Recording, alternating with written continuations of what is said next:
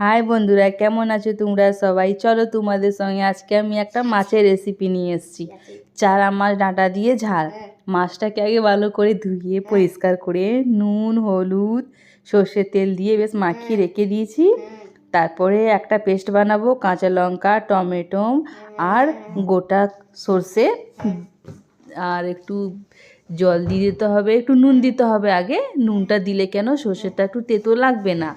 হ্যাঁ, তারপর একটু জল দিলাম, দিয়ে একটা মিহি পেস্ট বানালাম। এই তো পেস্ট রেডি হয়ে গেছে, একটা পেস্ট বানিয়ে নিয়েছি।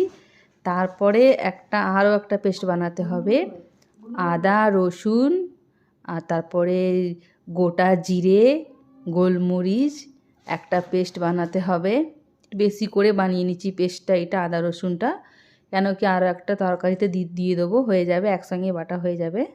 তারপর একটু জল দিয়ে দিলাম, হালকা জল দিতে হবে, বেশি দিতে হবে না। জলটা দিয়ে বেশ একটা ভালো করে আরও একটা পেস্ট বানিয়ে গেলাম, হয়ে গেছে পেস্ট। তারপরে কড়াতে সর্ষের তেল দিলাম, সর্ষের তেল দেওয়া হয়ে গেছে।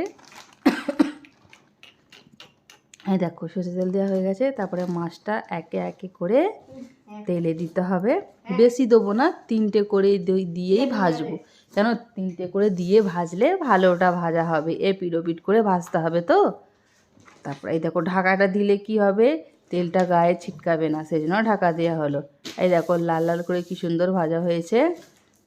তারপর আবার 3টে করে দিলাম, এপিট ওপিট করে বেশ এইটাও ভাজতে হবে, ভেজে নেবো, হালকা আঁচে ভাজতে হবে।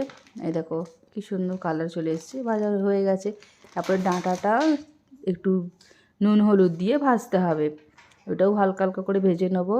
এই দেখো কি সুন্দর ভাজা হচ্ছে, বেশি লাল করা দরকার নেই, হালকা করে লাল করেই ভাজা হলো। তারপরে পেঁয়াজটা দিয়ে দিলাম কড়াতে, বেশ ভাজলাম এপিট ওপিট করে।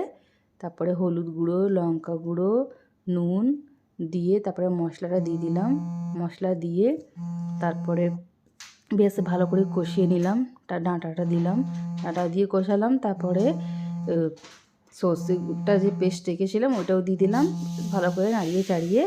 তারপরে তেজপাতা দিলাম, দিয়ে জল দিয়ে দিলাম। দেখো কি সুন্দরটা বৃষ্টি হচ্ছে না, ঝিরি ঝিরি বৃষ্টি, কি ভালো লাগে দেখতে। এই তো হয়ে গেছে ঝোল রেডি, কি সুন্দর ফুটছে। ধনে পাতা দিয়ে দিলাম, দিয়ে বেশ ভালো করে ফুটিয়ে নিলাম। এই দেখো রেডি ঝোল। মাছটাও দিয়ে দিতে হবে ওর মধ্যে, মাছ দেওয়া হয়ে পরে পুরোপুরি এবার কমপ্লিট হয়ে গেল চারা মাছ ডাঁটা দিয়ে ঝাল। এই দেখো ডালছি, কি সুন্দর লাগছে দেখতে। আজকে তো খাওয়া দাওয়া জমেই যাবে। বাই টাটা, তোমরাও ট্রাই করবে একবার। হ্যাঁ।